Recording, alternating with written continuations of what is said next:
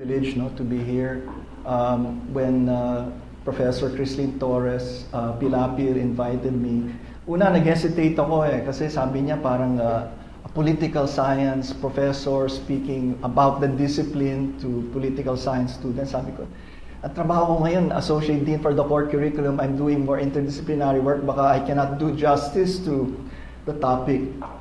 But then when she said that its purpose really was more of political education, no, I did not hesitate to say yes, no, because that's really what I do. No, I really feel that it's an opportunity to be able to share with you some things, no, that I've learned, but also some things I've experienced.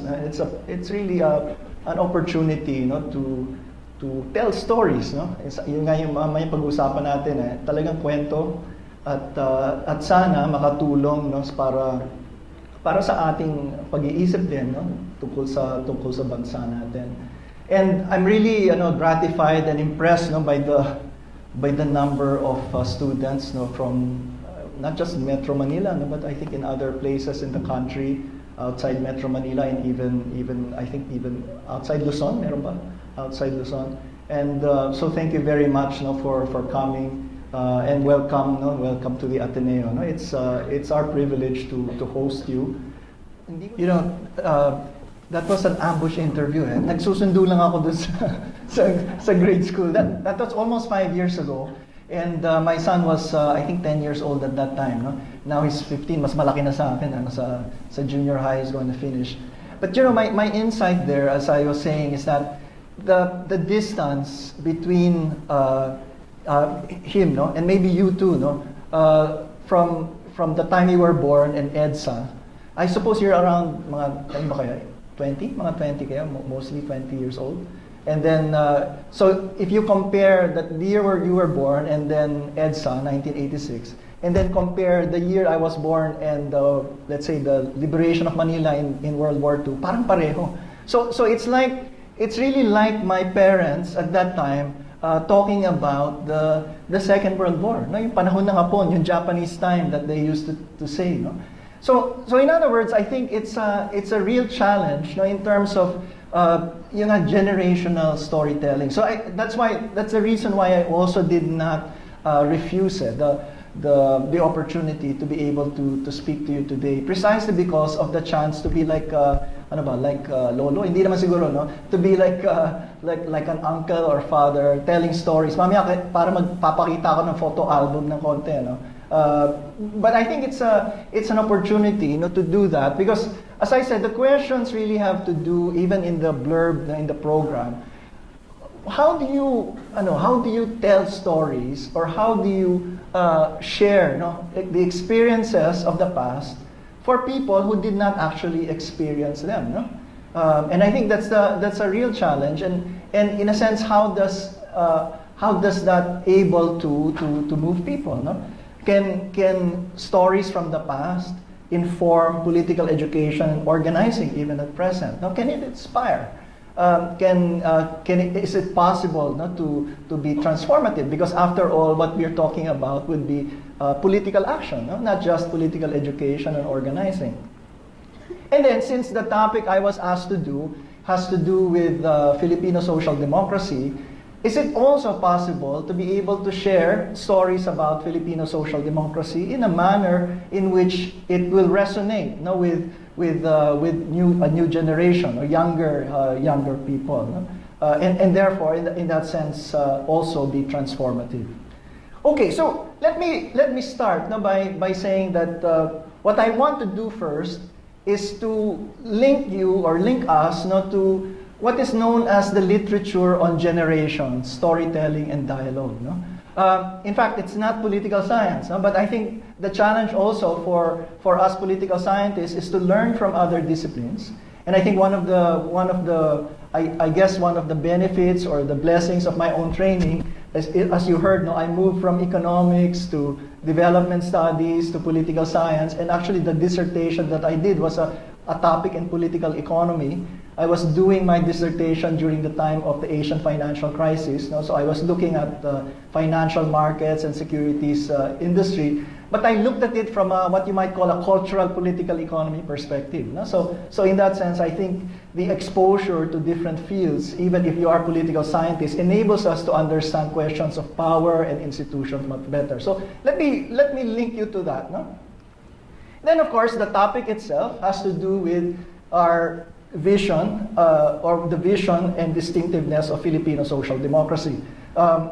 Maybe you also have courses on comparative political economy or maybe comparative ideology. No, we can draw a little from that. And then, I think more importantly, to look at the distinctiveness of Filipino social democracy and look at its periods of development. No? A while ago, I was introduced as having led a project to try to understand Filipino social democracy itong libro na ito. No? This was a few years ago. We started it conceived it almost 10 years ago and published it around 7 years ago in a different context. No? But I think, are there questions to be learned from that story? And is it something that can still be shared? No? So that learning from its successes and its failures, we can look at the possible challenges to the situation coming from the history of Filipino social democracy. Okay, let me start with this slide on generation, storytelling, and dialogue. As I said, there's a literature in sociology called the sociology of generations. Now, it starts with the work of Karl Mannheim and then developed more recently by people like Edmonds and Turner. And they ask questions like this. No? When you say generation, what do you mean? How are generations formed? I think yung common sense understanding of generations, di ba madalas sinasabi yung millennials, di ba may sinasabi merong baby boomer generation, may Gen X, may Gen Z, Gen Y, etc. No? But I think this literature challenges that kind of notion of generations, no? Because it says that perhaps more important than age, more important is the experience of particular events, usually very traumatic events. No? Like say, for example, war, no? World War I, for example, or World War II, or martial law, or the assassination of Ninoy Aquino, or the death of Kian de los Santos. No? So traumatic events, but they do not necessarily have to do with traumatic events. They could be events that are era-defining. So let's say, for example, yung sinabi ko kanina, First Quarter Storm, or EDSA Revolution. So this can be experiences that lead to a certain kind of worldview for people who experience it. Okay? And therefore the question is, if that is something that is generated based on experience, can it create some kind of collective worldview and also be an instrument for social change? Okay, yun yung sinasabi ko kanina, no? Hindi dapat siya itumbas sa edad, no? Age cohort. Kasi pagka ganun ang ginawa natin, ang madaling sabihin, ang tanda mo na dumaan ka dun sa panahon ng Hapon panahon ng EDSA, no? Paano pa kami makaka-relate sa'yo? Hindi naman namin naranasan yon. But it's possible for people, in a sense, from different ages to have actually experienced a certain event. For example, even let's say when you're talking about EDSA, there were people from different age groups who actually experienced that, now, even though they're not the same age generation or age cohort. But the more important thing is that there is a certain kind of shared experience and therefore has potential for action. Now, it's true that certain types of experiences separate one generation from the past, no, and also from the future, no? Because I experienced, let's say Ninoy Aquino's death, let's say in 1983, and when I tell stories about that, it's possible that that's something that is not quickly understood by those who did not experience it, whether in the past or in the future. But the focus need not necessarily be on the gaps, no? Because it's possible that as I begin telling stories, let's say kanina, no, yung hindi ko kinoach yung anak ko kanina, no, dun sa video. Ewan ko bakit niya sinabi yun, no? Basta ina-ambush interview siya, no? But somehow maybe he got it from books, no? he got it from videos, maybe, hopefully, he heard it from me, that therefore certain kinds of storytelling that in some ways unites one particular generation can also, in that sense, be shared so that people can also resonate with that experience. No? So it can create the space for listening to others and also appreciating what has come before and what can follow. Okay? So I think the important point of that literature is that generations and generational consciousness can be forged independent of age. I mean, that is the hope that I have here. No? Ito yung dahilan bakit naglakas loob ako na magkaroon ng 500 na tao dito sa audience, sa malaking auditorium. Kinakabahan ako, hindi mapupuno. No? Pero ang galing ng APSOP, no? na puno. But that is the reason why I'm here. And I hope this is also the reason why you're here. That it's possible to have some kind of conversation about the past that makes a difference in the present and the future. In that sense, what we can have is some kind of generational dialogue through storytelling. So therefore, social change can arise from dialogues across age cohorts. No? So, maski na thunders ako dito, it's possible for us to come together in effect, certainly as a certain kind of generation, if we begin sharing some experiences, even if those experiences are not necessarily primary experiences, but they can be shared, no, through stories. Now, why are commemorations important? Now, bakit ba mahalaga na, halimbawa, merong commemoration nung pagwagi ng UP sa basketball noong 1986? So, bakit ba kino-commemorate yun? Kasi minsan-minsan lang nangyayari, di ba? sorry. No, bakit ba mahalaga, halimbawa, na binabalikan natin yung EDSA, no? O bakit yung Aquino assassination importante? O bakit ba, halimbawa, no, hindi sa bansa natin, bakit napakahalaga sa Jewish people yung Holocaust, no? At hindi nila kakalimutan yun, no? Sa kanila nanggagaling yung never again. Well, because that's the way that social memory is sustained. No? Because unless we celebrate, we commemorate, it can really be lost. No? So that's why it's very, very important to share it, and share it repeatedly. Share the stories repeatedly, you know, and in ways that can resonate, because that's the way in which it can really create a sense of a public past that makes a difference in the present. Okay, now, what's the danger of historical revisionism? Sabi ko kanina, sometimes it's not the age, no, that counts.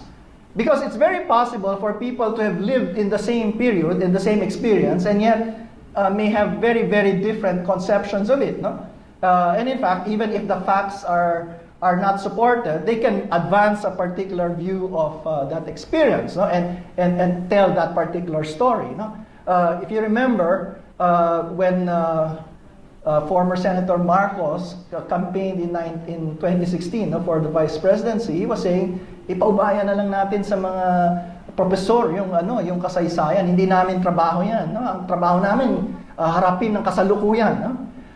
I think many people challenged that, and even here at the Ateneo de Manila, no, there were a group of faculty who came together, and students and professionals here challenging that, no? Because there were questions about, let's say, for example, when he said it was a time of peace and progress, no? I think that was challenged, no? There's a problem with how he understands that particular period and presents that period. No? There were questions about whether it was a golden age, or whether the peace was done at the cost of tremendous suffering, for example. And then he sees nothing wrong, no, with the historical record. Until now, I think they have not acknowledged it. No? And then, as I said, the problem is that there can really be a delinking of the present from the past. No? When you say, paubayan na lang natin sa mga profesor, no? Dahil hindi namin trabaho yan. But in fact, what we need to do is to look at how the past informs the present and the future. Now, more recently, if you remember this, no? That there was an interview with Senator Enrile about what they said, the distortions. Now, I think whether or not you agree or disagree with it, I think this is a context in which we have to be very, very conscious about how stories are told. No? And that's why it's very, very important to pay attention to these differences in commemoration or differences in storytelling. Or this, no? More recently, we saw this. Now, if you remember when, I think 2 years ago, in November, also, that there was a burial, sometimes the opposition, no, to the burial of Marcos in the Libingan ng Bayani was simply presented, and I think many of the challenges to martial law are presented simply as a struggle between families. No?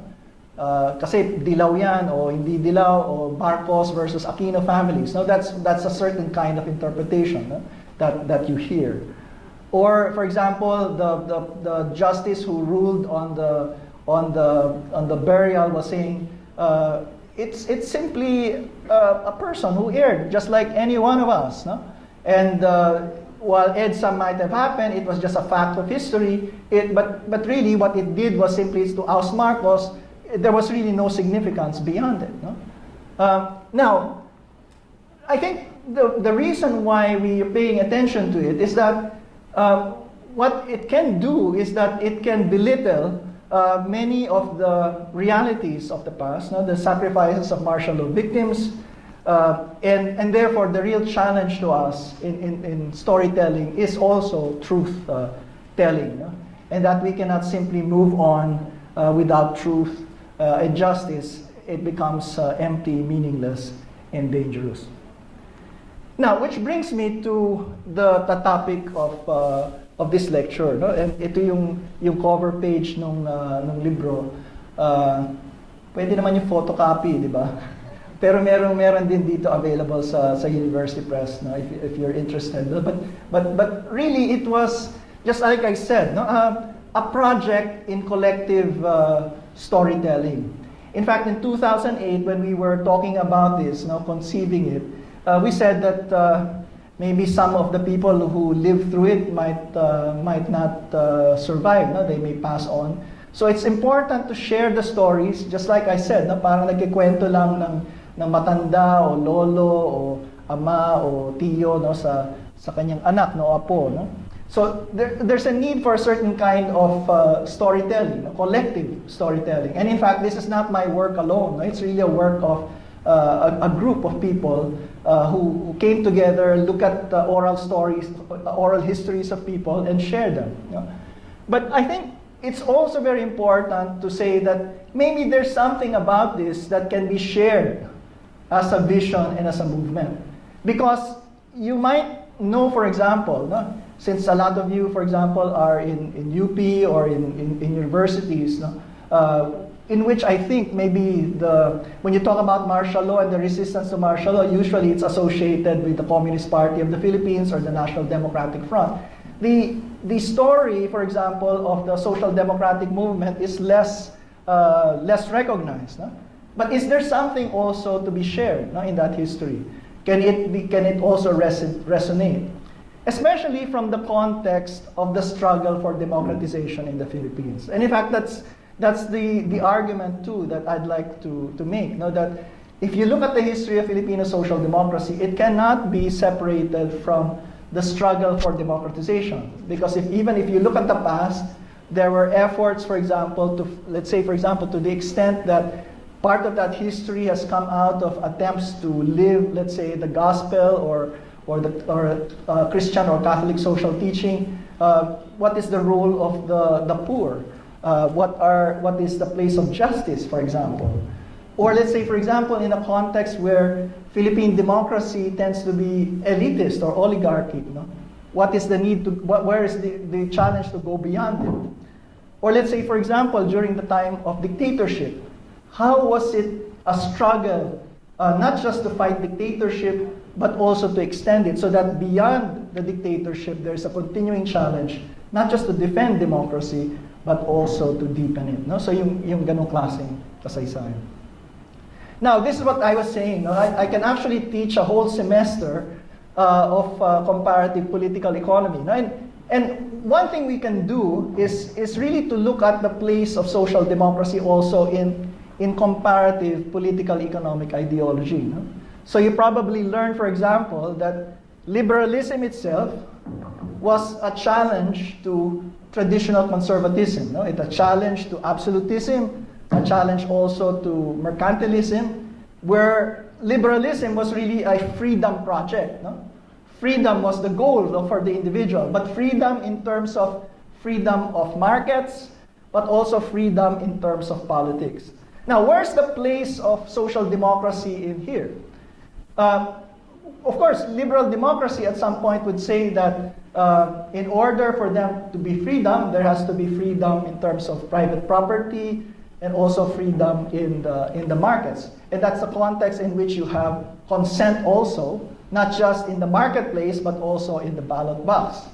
But socialism challenges that, no? And socialism asks, democracy for whom? That's why we said it's not just freedom that socialists talk about, it's also equality. Is there also, for example, inequality in society, so that even if there is the right to vote, chances are the results of the voting would also reflect this inequality. Di ba sinasabi natin sa Pilipinas, no? Totoo na bumoboto tayo, pero kadalasan dahil yung mayayaman ang siya tumatakbo, ang nangyayari, ang lumalabas ay hindi rin yung talagang kagustuhan ng nakararami. No? And therefore, socialists make that case, no? And make that argument. But socialists also have divided over the years. No? So for example, you might ask, anong pagkakaiba ng social democracy at anong pagkakaiba niyan sa democratic socialism? Now, one way to answer that is to say, look at what is being modified. No? So for example, in social democracy, what is being modified is democracy. What kind of democracy? So if you say you need to move from democracy from the political sphere to the social and economic sphere, you're saying therefore that you need a certain kind of social justice or even socialism for democracy to be full. No? So that's why social democracy means the fullness of democracy. But it also can say that there is a limitation and the problem when you disregard the achievements of democracy. And that is the challenge that has been presented by social democracy vis-a-vis the tradition identified with Marxism, Leninism, and communism. No? And therefore, it points out that there is a danger that by pushing for equality, let's say in a state where there is one party, a one-party system, or a vanguard party, there's a real danger that whatever the achievements of democracy in the liberal context might be sacrificed. No? So I won't go into the details of this, but just to try to place where social democracy is. No? Because at some point, social democracy also gets associated with a certain kind of liberalism. No? That liberals themselves realized that in order for the economy to work, and the economy to work efficiently and also equitably, you need the state to intervene. But social democrats have been fighting for that for some time, and therefore it's at the point where there is state involvement in the direction of addressing poverty and inequality that you have the emergence of some kind of social liberal and social democratic consensus. No? So yung ganyang klaseng pananaw, makita natin kung saan mahanap yung social democracy sa konteksto ng iba't ibang ideolohiya o iba't ibang pananaw. No? Of course, you can say that there are others here, and probably today there are real challenges coming from that side. And then also, of course, this one is more theoretical, but those who say, for example, that countries in which there was a lot of state involvement to make economies successful, like say, for example, in Korea or Taiwan, utilized a particular view of the state which has an important role in the economy. Or this is something that I think will be very important in the context of Filipino social democracy, because part of the movement really came out of efforts coming from Catholic and Christian traditions to be able to respond to the call of the Gospels and to respond to the call of Catholic social teaching. Ayan, yung more recent. So I won't go into the details of that. Just wanted to place where social democracy is in the context of ideologies. But now, where can we find it in the context of the Philippines? I think it's very important, and that's the reason why I mentioned the Catholic social thought. No? Because in some ways, it's also not the same as European social democracy, which emerged in a context in which it was more anti-clerical or anti-religious. No? And I think part of the reason is that it came out of universities also like the Ateneo de Manila or UST and other Catholic schools in which there was, and maybe because of the context of the Philippines, in which it was very important to respond to the demands of faith. No? So it was a distinct characteristic of Filipino social democracy. And it also emphasizes this, no? Human dignity, the common good, the faith that justice, no? As a vision. Now, this is, I think, very, very important. No? I think part of the reason why there is discomfort or even resistance to, let's say, more statist or vanguardist notions of change is that it believes that what you need to do is to empower, especially the poor or basic sectors. No? So that's why one very, very important tradition is its rootedness in people's organizations. That's why, for example, the social development tradition has been very important in the context of Filipino social democracy. Halimbawa dito sa Ateneo, meron yung social development complex, may history ng Office for Social Concern and Involvement. Pero I know that in other schools also, you have the equivalent of social development institutions, service learning work. You also have campus ministries, for example, even in sectarian non-sectarian schools, no, that look at how questions of responding, let's say, to faith are also linked to questions of justice and organizing. So merong ganung klaseng konteksto. Now, this is what I was saying a while ago. No? It looks at socialism as the fullness of democracy and not the negation of democracy. That's why there is a slogan that's often associated with social democracy. There is no real democracy without socialism, but also no real socialism without democracy. No? So it's both social democratic and at the same time democratic socialist. No? So of course, whether or not that's achieved is something else. No? But that's the vision or the goal of this kind of a tradition. And then, as I said, it does have a history of fighting dictatorship and promoting democratic, inclusive, and sustainable development because of the context in which it emerged. No? It really develops in the late 60s and the 1970s and gets overtaken by martial law. So the attempt to try to build an alternative was in the context of martial law. So that's the reason why it also values the struggle against dictatorship as a valuable struggle and also a real achievement, no? Once the dictatorship fell. So that's why when there are tendencies to move back to authoritarian rule, many social democrats resisted that, no? and made common cause with those who promote liberal democracy. But I guess that is also its weakness, no? Because it has tended to collaborate with liberal democrats in an imperfect democracy. It can easily be mistaken as simply liberal, no? Or worse, no, oligarchic. No? Di ba minsan hindi na makilala ng mga tao sino ba yung social democrat, sino yung liberal democrat. No? Lahat dilawan. No? Halimbawa yung ganong klaseng pananaw. No? And that's why it's very, very important also to say that it is really in the context of imperfect democracy and in a context where you're coming from authoritarian rule. And perhaps in a context now where the climate is not very conducive to democracy, that there is a real challenge to promote it. Okay, let me just go through ito, no, yung kwento, no? And I hope hindi kayo matulog, no, dito. Pero yun yung gusto kong gawin, no? Magkwento, magpapalabas akong konti mga litrato, na parang sabi ko parang photo album ng lolo, no? Pero palagi ko isang pamamaraan din, no, para pakita, no, yung kasaysayan na ito. And I think the hope is that by sharing some of these stories, people can become more aware that there's a tradition like this, and that perhaps it's something that needs to be reinvigorated, or a new generation takes it on, no, as a kind of framework, even if it's not necessarily the same groups. Minsan pagkakausap ko, lalo na yung kausap ko hindi galing sa Ateneo, no? Kasi minsan sinasabi nila sa akin, di ba masyado nating konektado yan sa Ateneo de Manila. Paano naman kung hindi kami Ateneo de Manila? Well, I think it's, on one hand, you can say there's a particular history to it when you talk about Filipino social democracy with a capital S and D, no? Or capital F, S, D, no? And therefore you associate it with a particular group.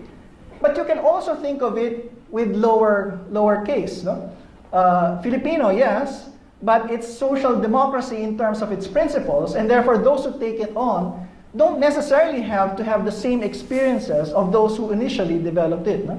So in other words, one can appropriate it, no, without necessarily having come from the same experience as those who initially formulated it.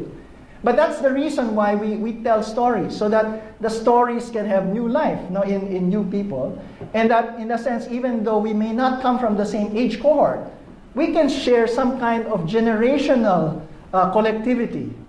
If we believe in certain principles and we realize that in terms of movement, we can come together for social change. No? So that's the context in which I want to tell this history, even if yun nga, medyo malayo, halimbawa, sa kasaysayan, sa panahon, o kahit dun sa pinanggalingan nung panahon na yun. Okay? There's a part of it that is probably a prehistory to it, no? Because it does come out of Catholic social action. Some of the names that will be associated are really associated with the church, or even with Jesuits, no, in the Ateneo de Manila. And of course, it has to do with the peculiar history of the tradition when it developed. So that's why it's also gets associated with Christian democracy initially. And which is the reason why some people also mistake it to be simply Christian democracy. So kung hindi kami Kristiyano, paano kami papanig diyan, o paano kami makakatulong diyan. So, but I think that's part of the history, but I think that the broader challenge is to see, are there elements of it that can connect with other traditions and that can continue beyond its initial history. Now, student activism, no? Yung tanong ko kanina, yung FQS, no? Hindi factor quotient system, no? First quarter storm. No, the first quarter storm was 1970, no? Because they thought that there would be succeeding events, no? But that was the first quarter in January of 1970. But it was important. And when we talk about generations, it's really true that some people identify themselves as the FQS generation, no? Ako nga, when martial law was declared, pa lang ako grade 5, no? So hindi rin ako FQS generation.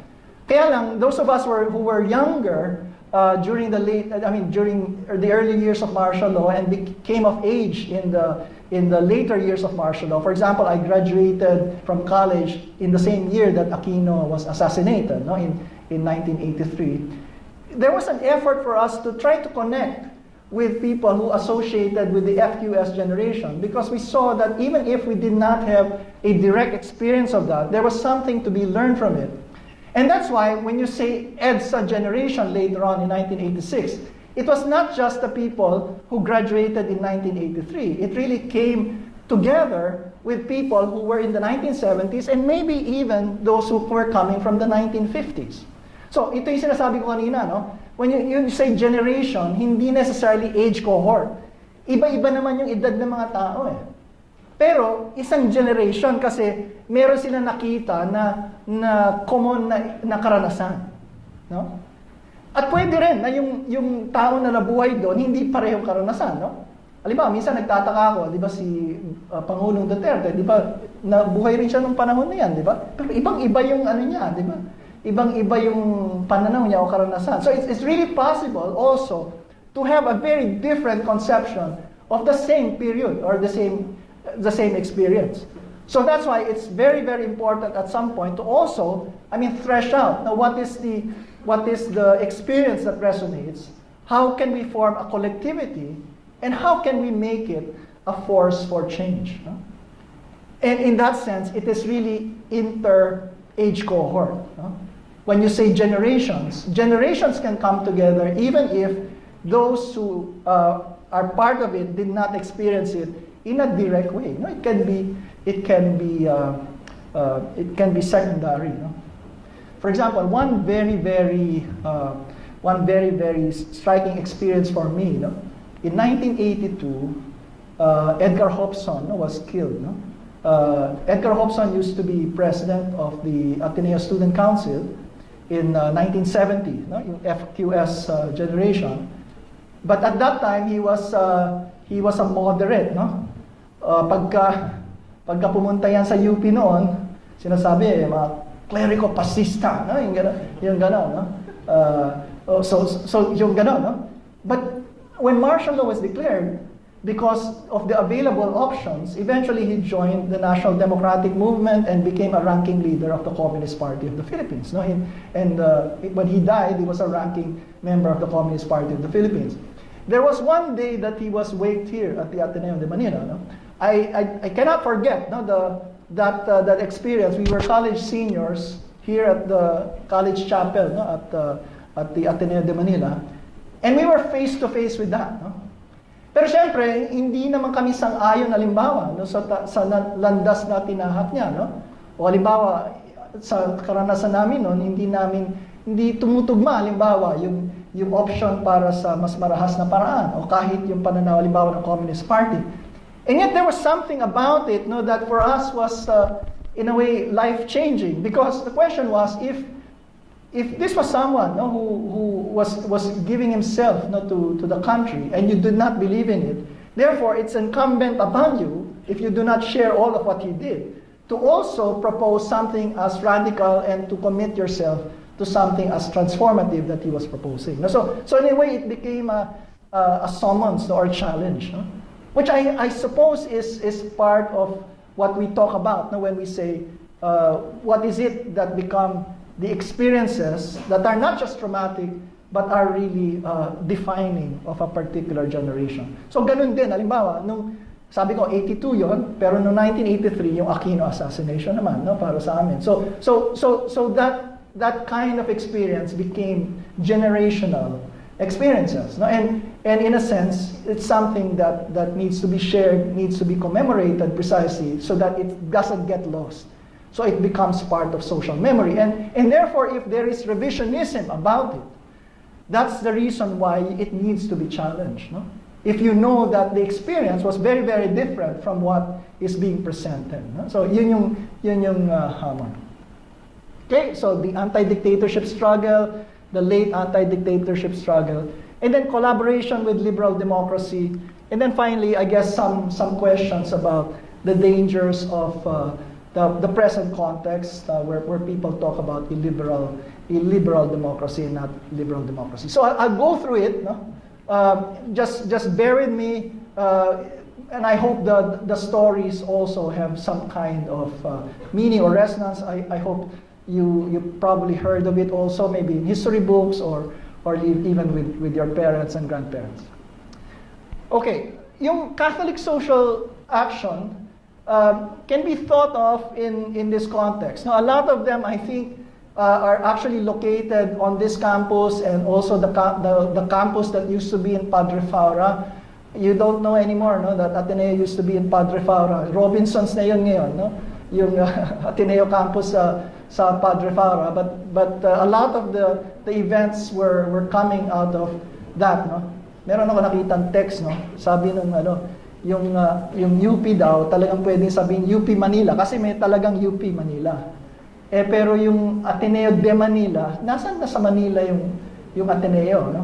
Well, of course ngayon pwede mo sabihin Ateneo de Metro Manila, no? Pero meron naman talagang Ateneo de Manila noong araw sa Intramuros, tsaka sa Padre Faura. No? So some of the stories here actually have come out of the earlier period, no, in the 1930s in Intramuros and Padre Faro. Now, the social justice crusade was important, no? Because it was responding to a context in the Philippines in which there was real inequality, an inequality that was come out of inequality in land ownership. No? One very, very important figure was Father Joseph Mulry, looking at the encyclicals of the popes, no? And particularly the more recent encyclicals at that time, Rerum Novarum, for example, or Octogesima Adveniens, which of course was trying to create an alternative that was distinct both from capitalism and communism. If there's something that you will recognize about Filipino social democracy, there is an attempt to try to create some kind of third way. No, parang laging ganon. Some kind of third way between, on one hand, capitalism and communism. But at the same time, initially, the strategy was to try to recruit the children of the elite. Now, we will see that later on this will change.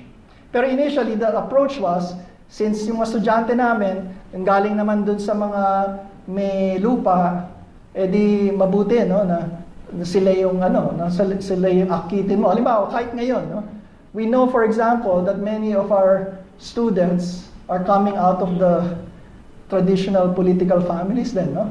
So, is there a way to create a new generation coming out of these old families, or even, let's say, some of the owners of business, so that you can have change in the next generation? Now, that's a kind of strategy that people can think of. No? So that was one kind of strategy that they had thought. Again, no? The Chesterton Evidence Guild also was looking at the role of the land-owning classes to be able to be responsive, no, to the needs of the farmers. No? So initially, again, it was looking at the need to address inequality, particularly in the rural areas. But the appeal was an appeal to those who were already in the upper classes of society. Now it changes. No? It changes with the Institute of Social Order. The Institute of Social Order used to be in Santa Ana, no? Like in Santa Ana. It's now here. If you look at this part of the campus, and maybe some of you have been there already, the ISO complex, the Institute of Social Order is still here. No? But the Institute of Social Order was important because it created organizations like the Federation of Free Farmers and the Federation of Free Workers. So the framework or the strategy changes from simply appealing or organizing the elites to really saying that for there to be more substantial change for justice, what is important is that there has to have some real organization coming from below. So the strategy changes, not from change from above to change from below, in the hope that you also have some meeting of these two groups of people. No? So ganung klaseng strategy. Horacio de la Costa, of course, was a famous Jesuit. Makikita niyo yung statwa niya dito, no? So yung De La Costa Hall is our humanities school. But he was very, very important, no? As the first Filipino provincial or head of the Society of Jesus, but also very much an eminent historian who was, I think, in many ways also instrumental in looking at the challenge of education for justice. No? So by the 1960s until the early 1970s, more and more, there was an orientation towards education for justice. Ito si Father Hogan. You'll see Hogan Hall dito rin, no? Doon pala. And then there's a room named after Juan Tan, or Johnny Tan, founder of the Federation of Free Workers.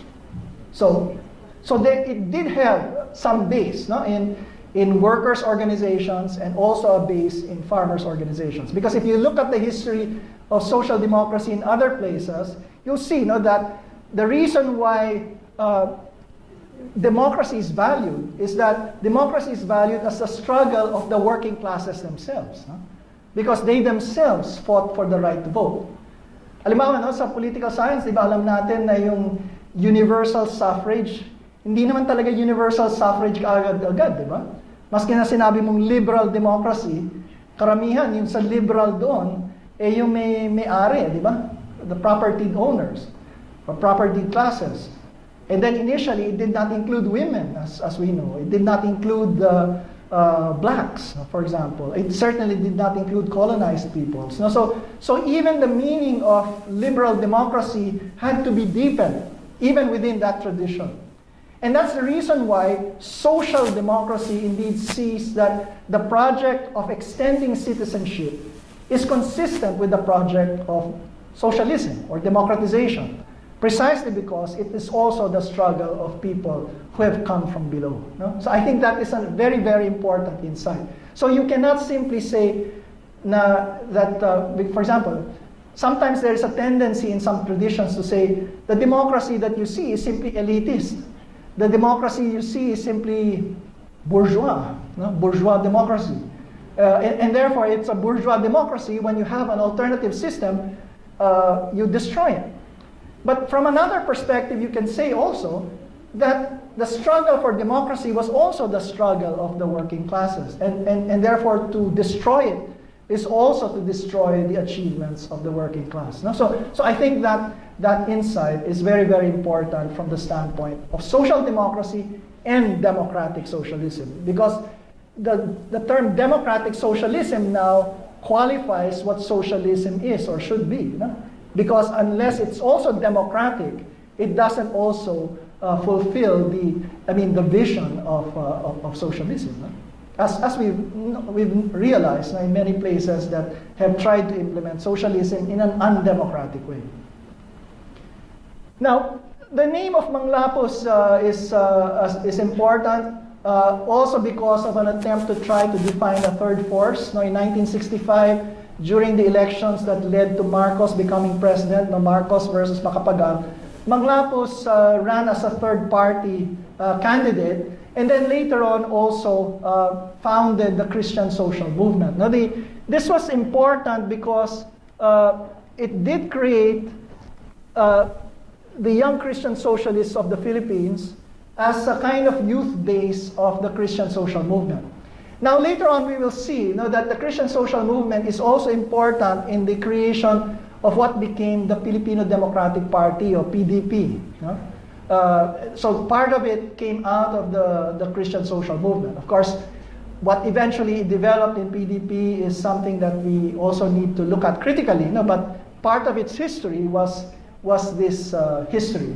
And again, it was a realization that if democracy is to be real, even in its liberal sense, it has to address questions of inequality, and in this case, the problems of inequality in the agrarian sector, which was dominant at that time, but also the needs of the labor sector in the industrial places. So this is ito yung sabi ko photo album. Makikita nyo naman doon sa libro rin kung hiramin nyo sa library, halimbawa. Even ito, Ateneo de Manila yan, pero hindi na nyo makikita yung building na yan. Robinson, sabi ko sa iyo. But this was a demonstration calling on the church in the Philippines to be true to the reforms that were being promised in Vatican II. So that was an important part of the shift, because even within the church itself, there was a recognition that it needed to confront the world. But confronting the world meant confronting a world in which there was a lot of inequality. Halimbawa dito, we celebrated just last month, and in fact we had a whole day of talks about this. On 1968, there was a group of Ateneans who came out with a manifesto saying that the Ateneo has to go down from the hill. Yun yung alma mater hymn ng Ateneo, yung down from the hill. But it meant not just going down in the sense of moving to the world, but down from the hill meant that there was a real danger that unless there was a change in the nature of education here, what you are producing are people who really are disconnected. So that's why it was saying there's a need for Filipinization. Pero hindi lang Filipinization sa kung sino yung administrador o kung anong wika ginagamit sa pagtuturo.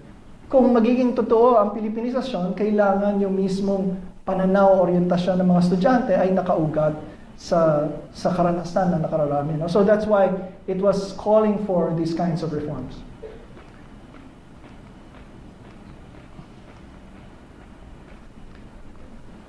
I'll go very quickly to this history, but if you look at the book, there is a whole chapter on kasapi, the kapulungan ng mga sandigan ng Pilipinas. And as I said, part of the history comes out of the history of Student Catholic Action, Young Christian Socialists of the Philippines. But people were grappling with what kind of framework to use. And you'll see, for example, that it borrows a lot, even from Marxism, and even from the strategies associated with what became the new Communist Party of the Philippines. It did have an emphasis on the structural problems.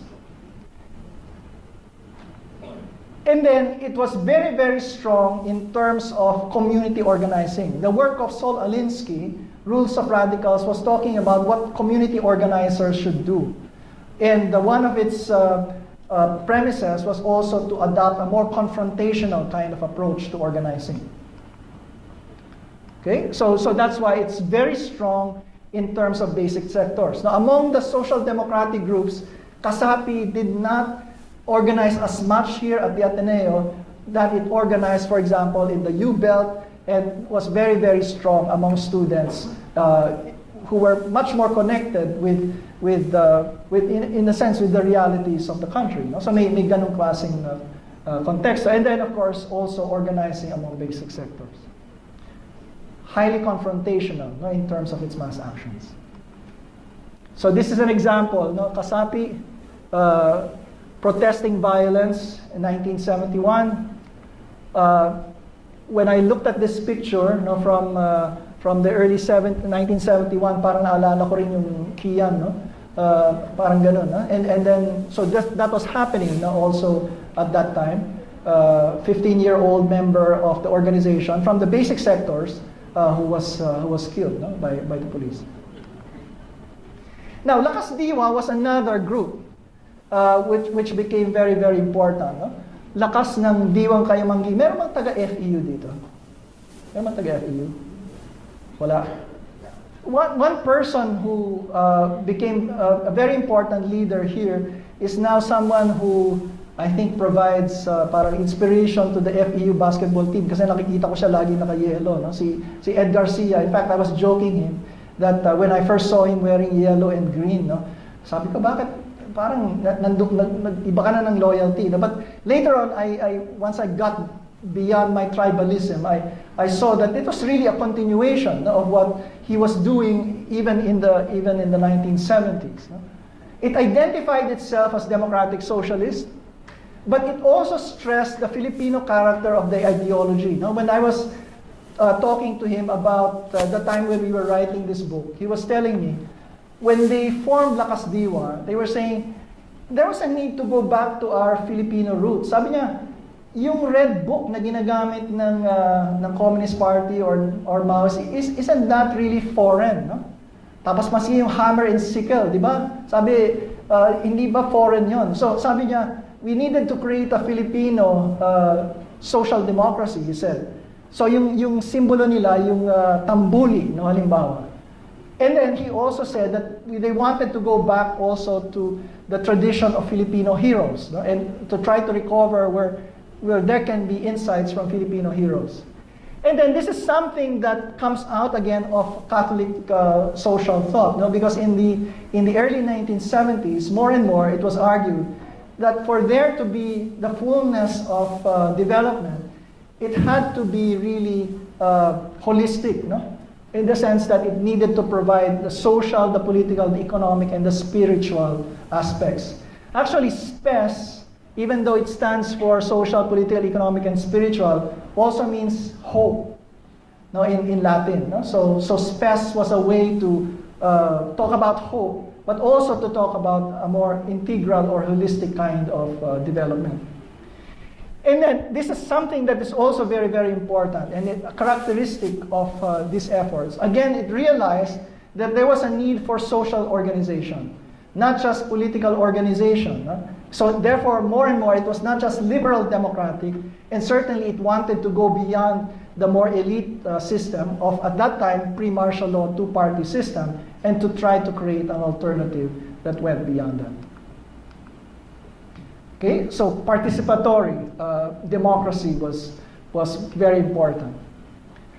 It talked about personal as well as structural change, so that's why it really did talk about the holistic form of development. And then I think this is very important because it will come back later on. It drew from Gandhi. Even the word lakas diwa means force of the spirit, satyagraha.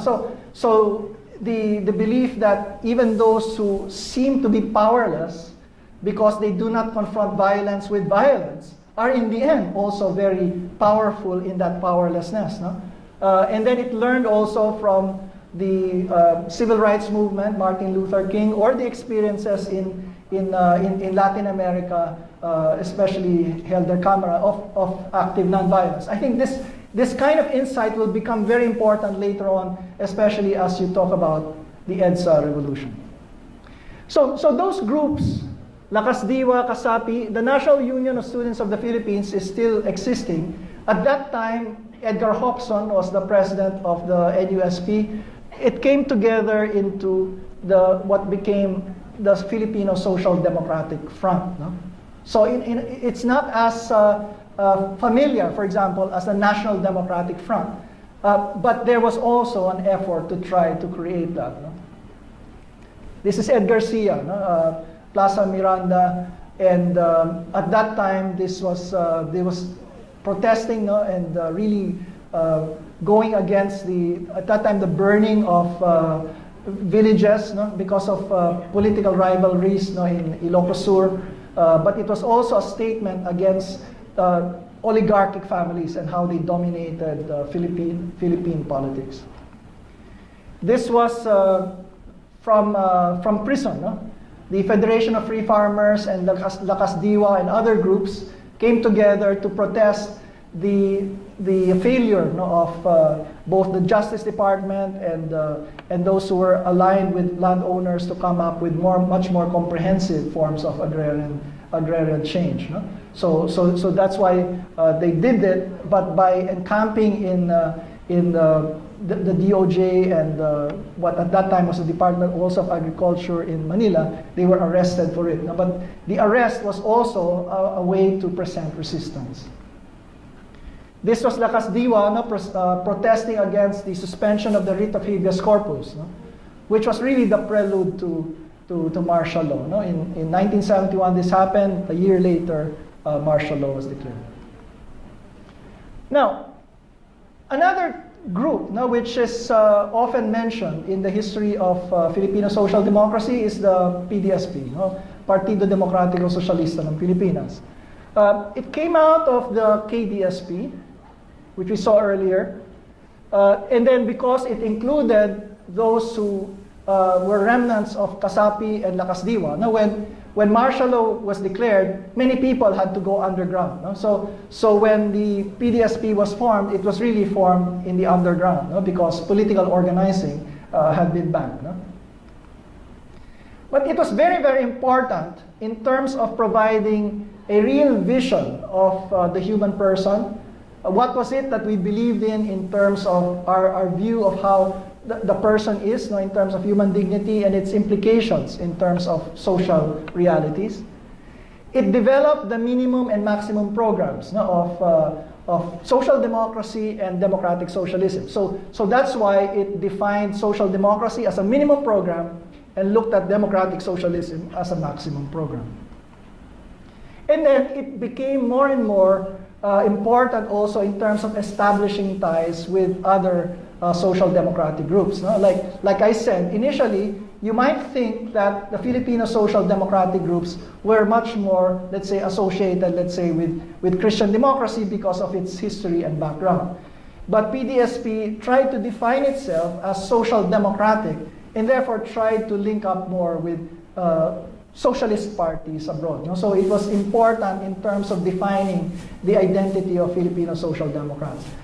Hindi ko alam kung alam niyo, no? Di ba yung pag social democracy ginagamit yung rosas, di ba yung the fist with the rose, no? So that is the symbol of the Socialist International, and PDSP adopted that as the symbol also of Filipino social democracy, therefore associating with international socialism. Now, I think it's important. No? During the time of martial law, there was also openness to armed struggle in PDSP and CASAPI. Limited forms of armed struggle. Now, later on, this would be reassessed, but early on, in some ways, it was like the CPP in the sense that it did recognize that there are points at which armed struggle might be needed. It continued its relationship with the church, and a lot of its recruitment ground were coming out of Catholic institutions. So that's why it was very strong in UST, for example. No? It was strong also here, no? Precisely because of the roots of the movement. And then I think this is very, very important. So if you look at the history of Filipino social democracy, you have to look also at the social development institutions that were providing the base, not just for the basic sectors that were being organized, but also for the students that were being formed. Hindi ko alam kung, palagi ko meron din kayo mga ganyan, di ba? Na meron sa mga service learning programs, kadalasan may social development institutions na nag-aalaga dun sa mga estudyante. No? So nahuhubog yung mga estudyante sa profesyon ng social development dahil nakikita nila na may nangyayaring ganyan kahit dun sa mismong mga paaralan nila. Halimbawa dito sa Ateneo de Manila, dati merong Center for Community Services, tapos napapailalim doon halimbawa yung Workers College or Organizing for Rural Development. At halimbawa, nung estudyante kami, nakikita namin na pwede pala maging profesyon yung social development. So that kind of rootedness in the basic sectors was very, very important. Okay, so it strengthened this commitment. It sharpened skills for mobilization. Now, this is also part of its history. Yung sinasabi ko kanina, yung tanong ko, di ba, yung ano yung partido o coalition na lumaban sa KBL, Lakas ng Bayan o Labang, it was really a coalition, a united front coalition that included National Democrats and Social Democrats, but also members of the traditional opposition.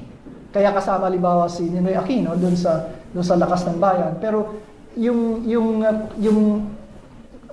uri ng coalition na ito mas higit kesa doon sa mga traditional na partido. Okay? And then later on it also develops a feminist organization, Filipina. And then it's important to also see that even during martial law, you had the emergence of a social democratic party, the Filipino Democratic Party or the Partido Democratico Filipino. Now, this is what I was saying a while ago. No? CASAPI, CSM, Mindanao Alliance, which includes, by the way, cooperatives in Mindanao. No? And I think this is the reason why PDP has been very strong on Mindanao issues, no? Including federalism, for example, because of this kind of background. No? Okay, so PDP. Nene Pimentel, for example, is very important in this tradition. But I think it's also important to recognize the distinctive quality or nature of PDP when it also comes together with Laban. Laban was from Metro Manila, PDP was coming out of Visayas and Mindanao, but in order to be able to expand, especially when there are a lot of dominant politicians coming from Metro Manila, they had to bring in the Laban politicians in Metro Manila. But that also changes the character of PDP Laban. No? And then as we know, it becomes more and more a traditional party rather than a social democratic party. No? But initially, it was both a movement and a party.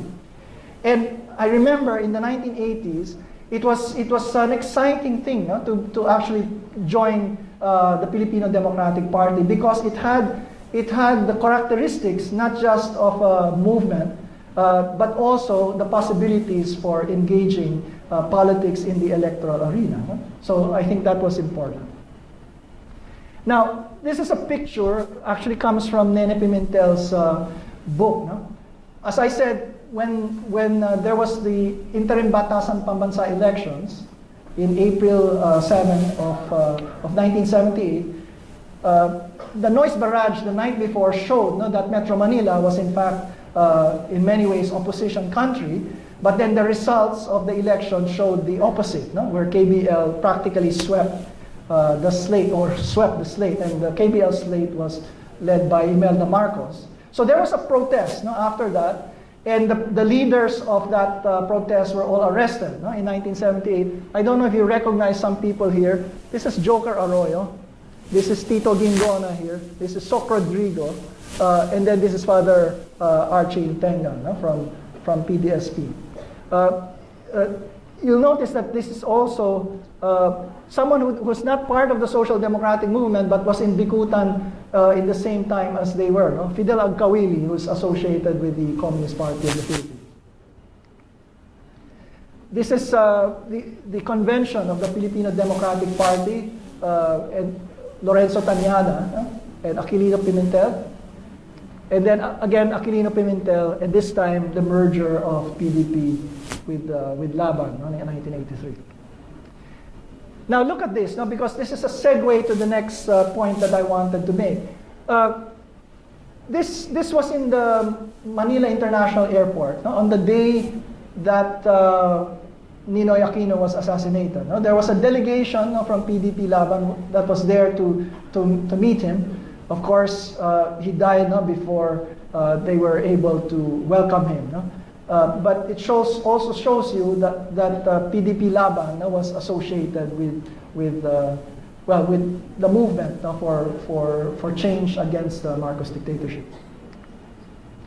Now, let me just try to point this out, because the question I asked in the quiz, if you remember, how many days was the EDSA revolution? Tapos sabi doon sa correct answer, 4 days.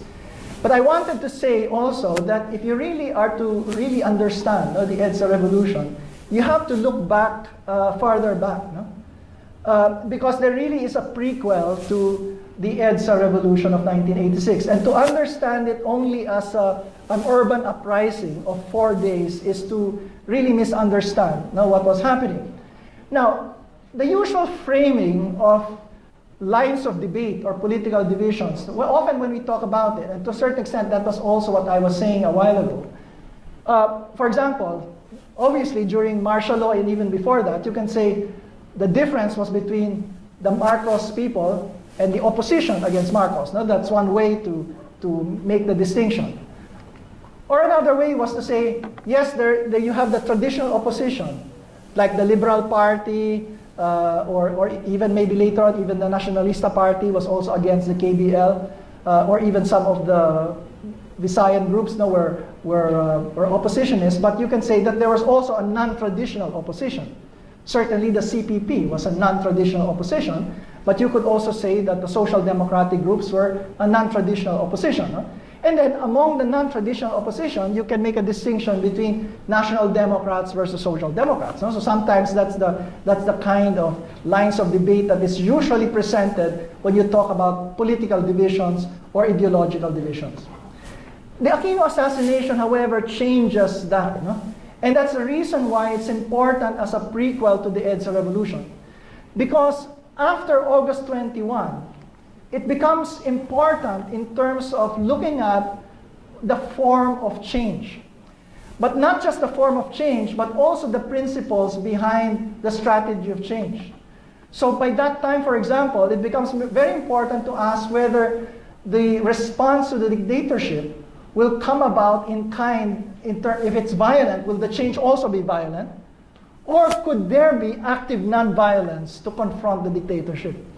That was very, very important after 1983. And I think it will be very important in terms of understanding how was it possible to have a non-violent revolution in 1986.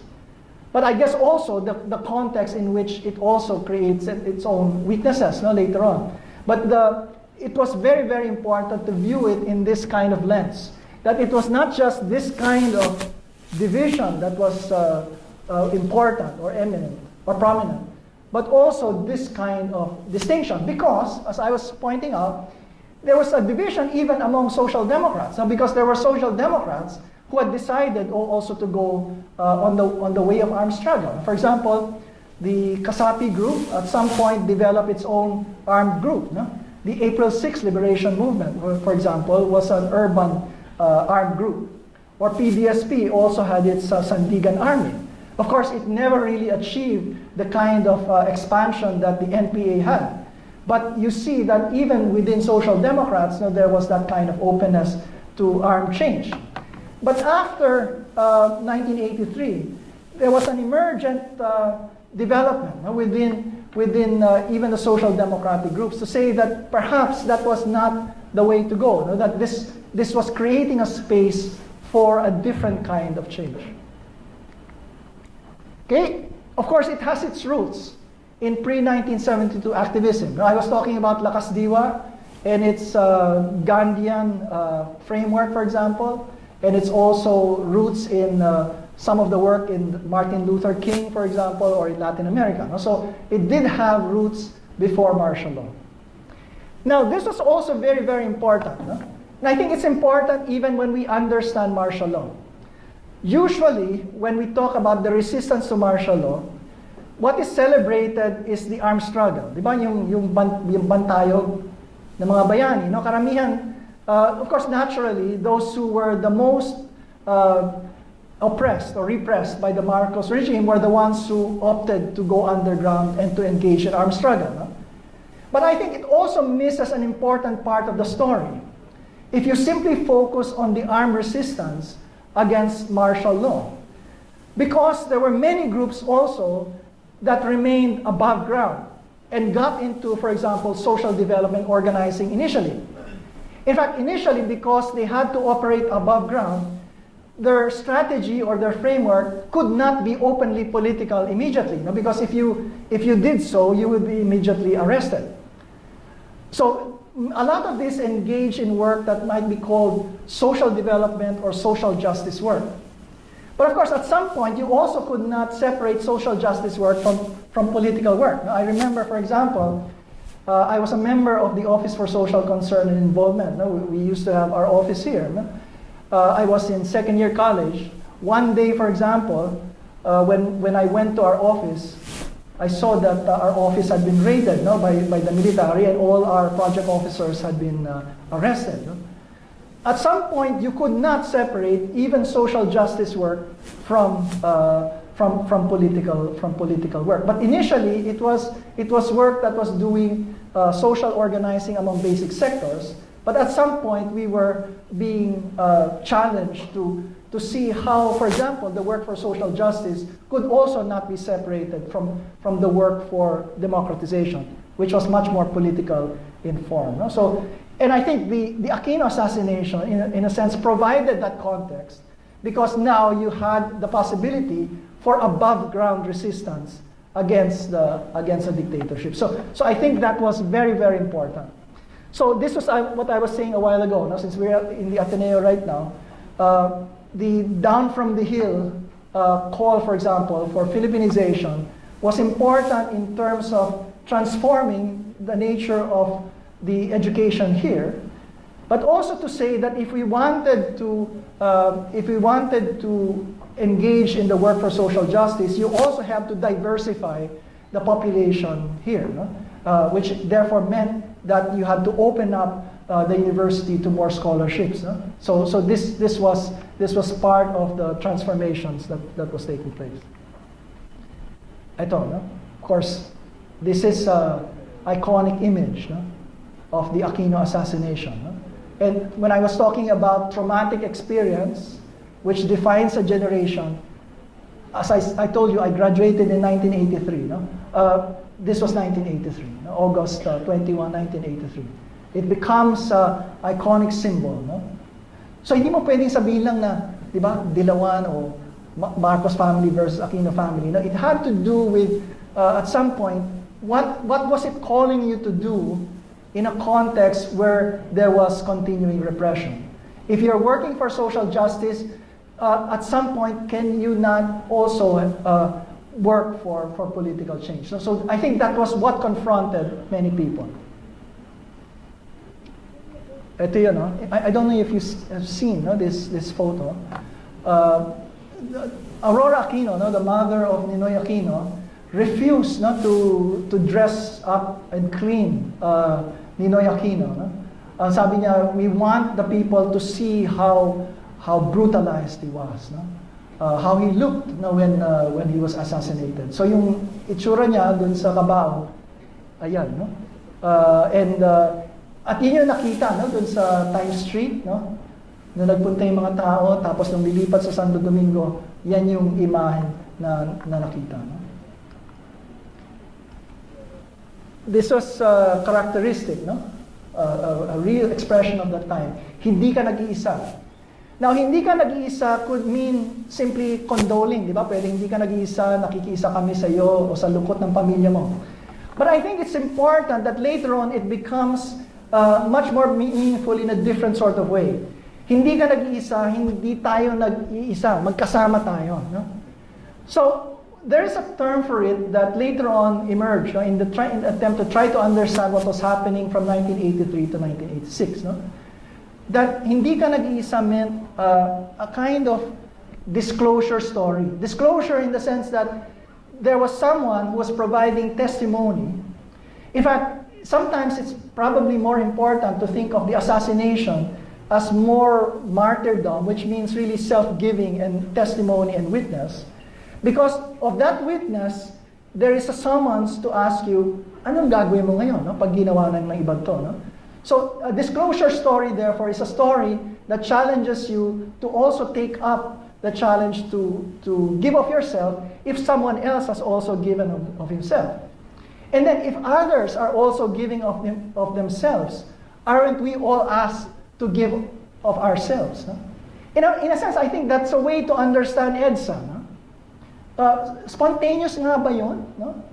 O nasa Metro Manila lang ba? But I think what is important there is that when you saw other people there, it was also a summons to you, no? To say, ano yung ginagawa ko? At hindi ba ako dapat tutugon na kahit na natatakot ako? No? So I think that was very, very important in terms of understanding what was happening. Again, that's an image. This was the 1 million, no? People who participated in the funeral. Ayan, no? Rojas Boulevard yan.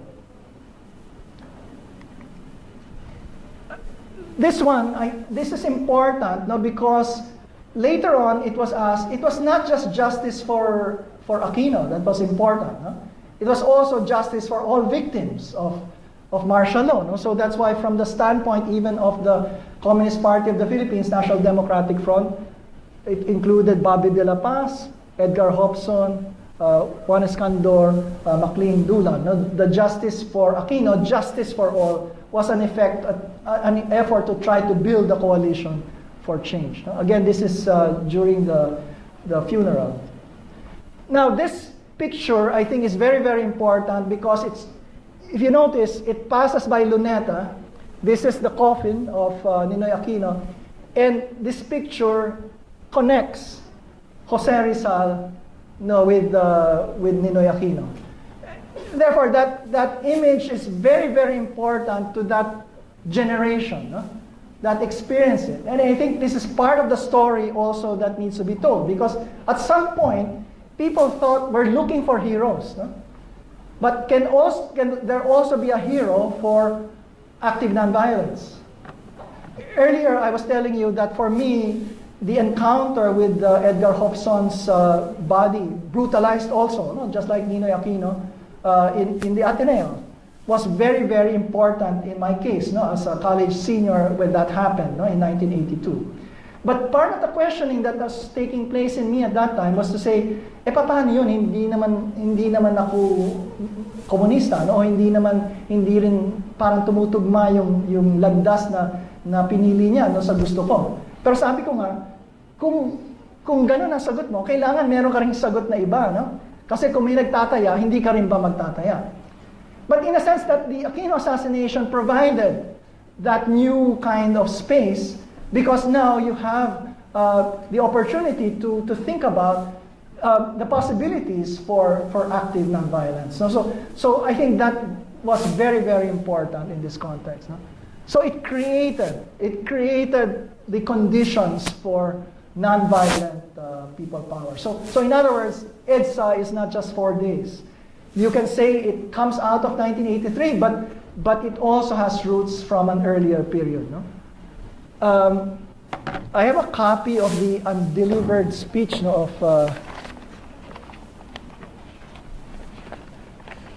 Ninoy Aquino prepared a speech upon arrival in Manila International Airport.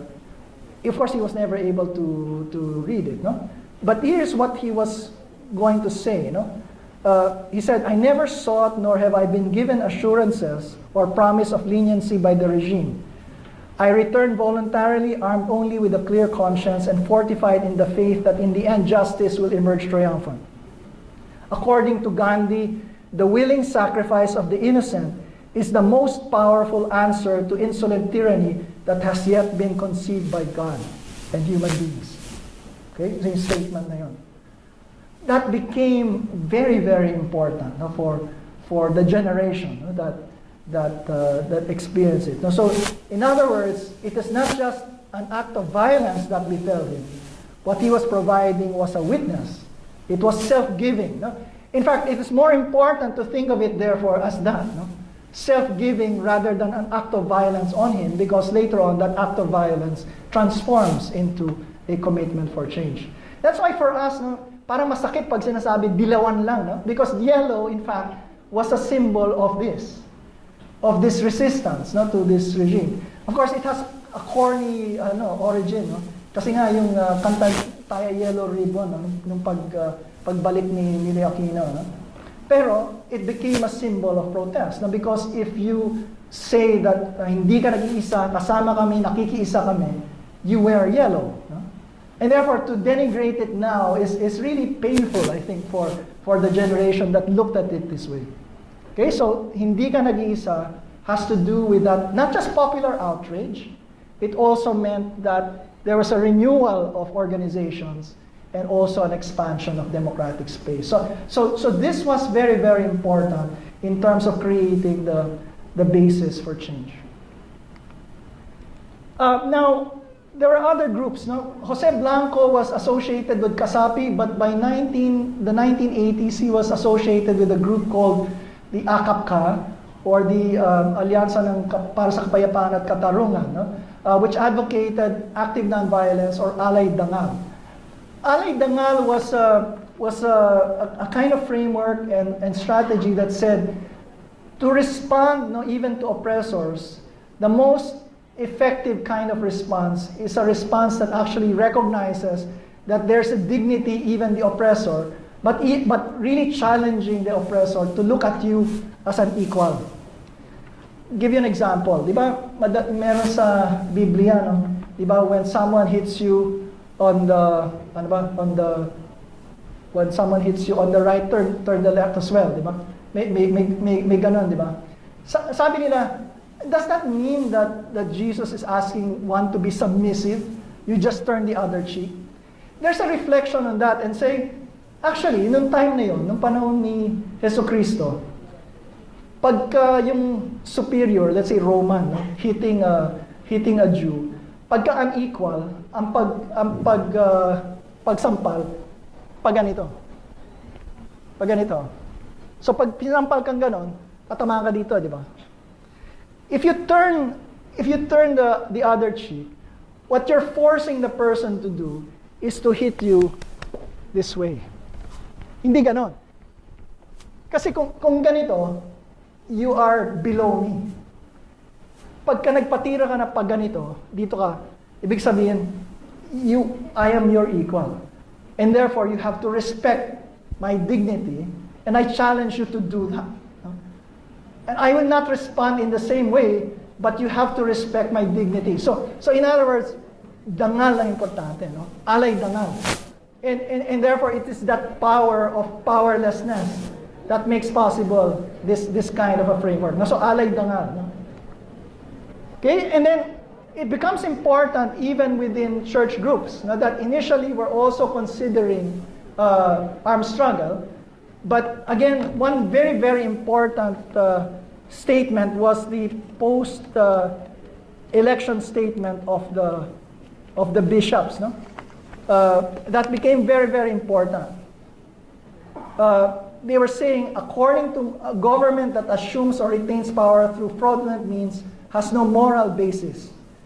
Okay, and then at the same time, we're saying the way to indicated to us now is the way of nonviolent struggle for justice.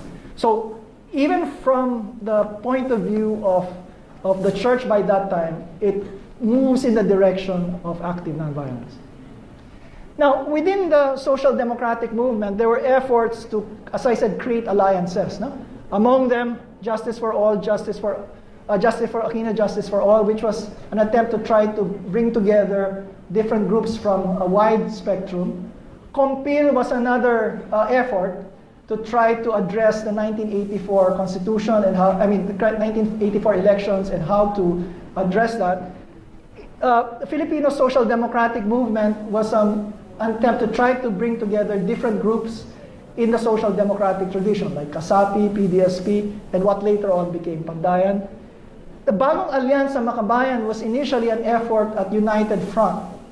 But when it became clear that it was going to be dominated by just one group, other groups split from it and created another group, the Bandila, which now becomes part of the EDSA movement. So, yung Parliament of the Streets, this was the dispersal at Welcome Rotonda. Now that's Lorenzo Tañada, Rene Sagisag, Ed Garcia, Frank Chavez, no? On the right. This is UST, and Ateneo students, marching to Liwasan Bonifacio in 1984. That is the Youth for the Advancement of Faith and Justice. A lot of it were coming out of UST. This was the March of Bandila when we marched from Santo Domingo to Makati in the rain in August 21, 1985. Then, of course, part of the history is the way it segued into electoral struggle. No? So that was part of the story, that even though we saw that elections were probably not going to lead to genuine change, participation in the elections was also a way of organizing and was a way also at challenging Marcos. No? So people getting involved in electoral struggle, protecting the ballot, NAMFREL, and then eventually challenging the results of that election. This was the Tagumpay ng Bayan rally that challenged the outcome of the election, and then leading to the EDSA revolution, which was therefore not just a military coup. No? In some ways, it was triggered by that. But if not for the movement that had been taking place for some years, it would not have achieved that kind of character. Imagine EDSA, no? in 1986. And then, of course, the swearing in of Cory Aquino, even at the time when Marcos was still there. Okay? Now, let me just go quickly to this later period, from 1986 to the present. One of the groups that had roots in the social development groups, social development agencies or institutes, social development professionals, some who were coming out of PDSP, but also students and academics, was the formation Pandayan, Pandayan para sa Sosyalistang Pilipinas. It was important in terms of adopting a view of the state that could be penetrated or transformed, in some ways coming out of also a recognition of some of the insights of Marxism, but from a strongly humanistic and maybe even Christian framework. And then also took on the programs of PDSP, but again, a very high level of commitment to basic sectors, and a high level of commitment to political and personal ethics, and was committed to active nonviolence because it was coming out of that experience, especially from 1983. Butch Abad was the first chair of Pandayan. This was the call for a comprehensive People's Agrarian Reform, SIPAR, and then also work that was linked with labor. Chito Gascon was an important figure. Now, I don't know if you know that since maraming UP rito, Chito Gascon was chair of the UP Student Council. No? Pero ang joke noon, bakit daw nung nanalo si Chito sa UP, ba't ang celebration dito sa Ateneo de Manila? Well, part of the reason was that many of his friends and organizers were coming from here, and also because of the history of the Filipino Social Democratic movement. But it's also very important to see him as part of the framers of the 1987 Constitution. He was the youth rep in 1986-87. And then, this is, I think, one of the dilemmas of electoral politics. No? Like Butch Abad, he joins the Liberal Party. In recognition that you need space in the formal democratic sphere. But at the same time, creating all sorts of dilemmas once you join a traditional political party, no? like the Liberal Party. I don't know if you recognize this person right here. That's Risa Ontiveros.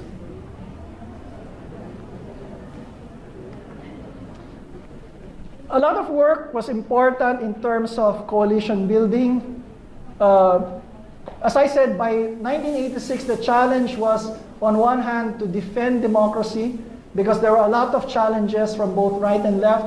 But there's also a challenge of how do you create alternatives so that there is a deepening of democracy. So there were efforts at building alliances and coalitions that would push for certain reforms.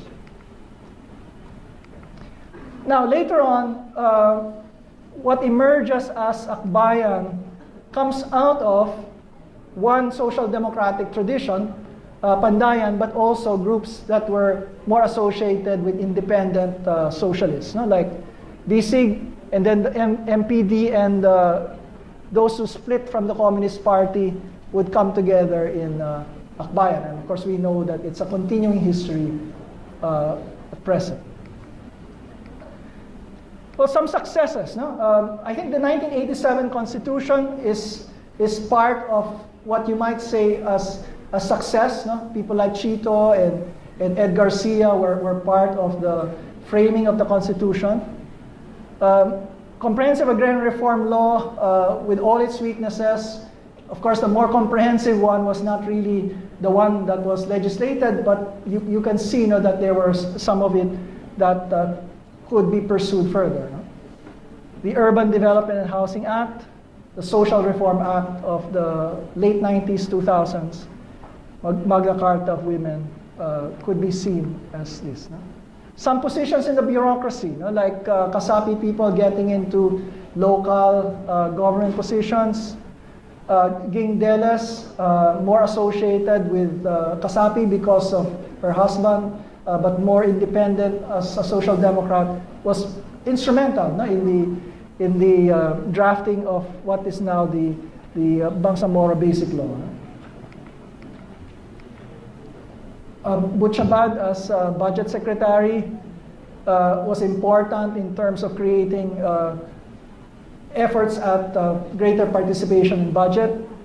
Chito Gascon remains as the chairman of the Commission on Human Rights.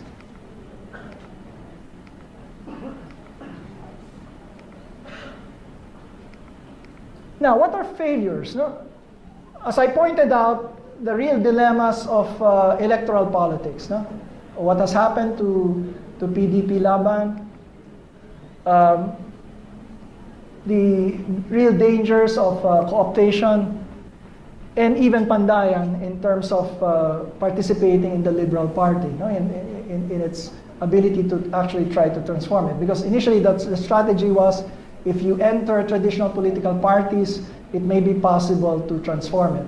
So I think part of the dilemma today is still how do you create a real basis or coalition for social democracy. Of course, Akbayan is there, but can one extend that beyond Akbayan to other political parties or coalitions? Okay, failure to use positions in the bureaucracy. Also, I think this is part of the realization. Even those who went into the Aquino government from 2010 to 2016, and probably the reason why we're having this kind of dilemma today is that there was also a real failure to push for far-reaching changes. And then, a continuing challenge. How do you build a solid social democratic movement that will survive? Probably there's a lack of a strategic plan. Even social development professionals became more professional and then less involved in organizing. At some point, there was a question whether the social organizing was leading to political organizing. So that's why people were thinking about, can you link social development with governance, but also with politics?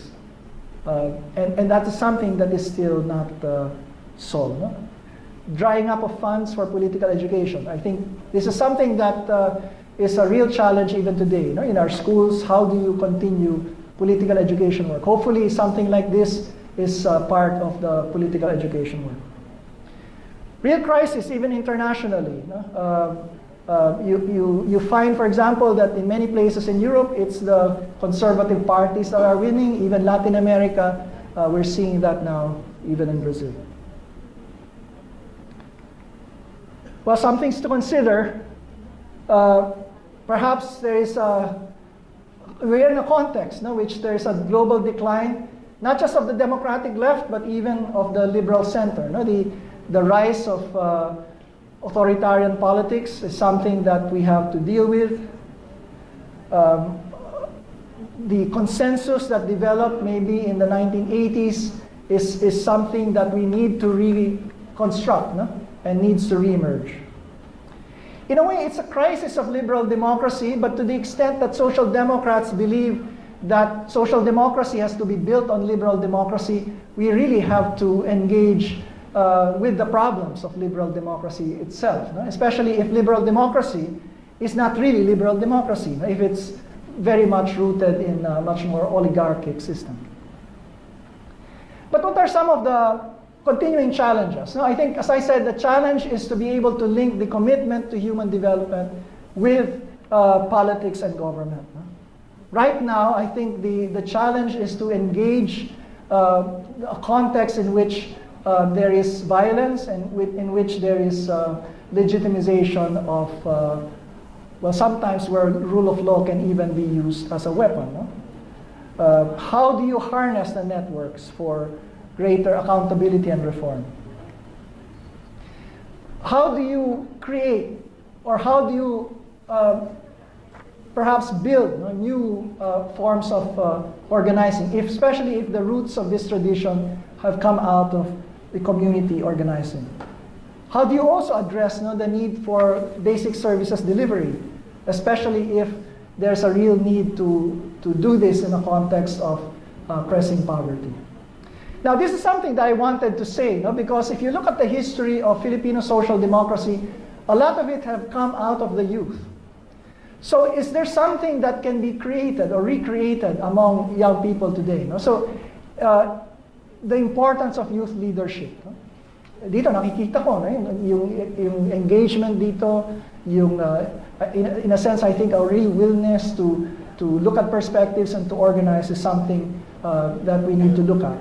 Of course, the importance of mentoring and formation is something that we who are involved in political education work have to pay attention to. Of course, we have to ask what are new forms of organizing that are much more creative. Can one create new core groups that can build successor generations? Now, how do we promote generational dialogue for social change? Sana medyo nakatulong ako dito sa ganitong klaseng pagkwento. But I think what we need to do is, what is the basis for a new kind of collective consciousness? Are there disclosure stories that can inspire us, no? Today, that can link generations together, but especially young people? And then to see that this struggle is really an unfinished struggle for democratization. Let me just end with this quote. It's really a quote that I myself wrote in the book. The book SOCDEM ends this way. For all the failures and for all the institutions and efforts that have not survived, in many ways I think it's a real dilemma to talk about Filipino social democracy in which there is no real full development of Filipino social democracy, to present it as an alternative because it is a living tradition. And the hope is that it is not just embodied in the people and institutions that have been formed by its social vision and practice, but that there will also be people who will be willing to learn from this experience and to take up the challenge to continue the struggle. Maraming salamat.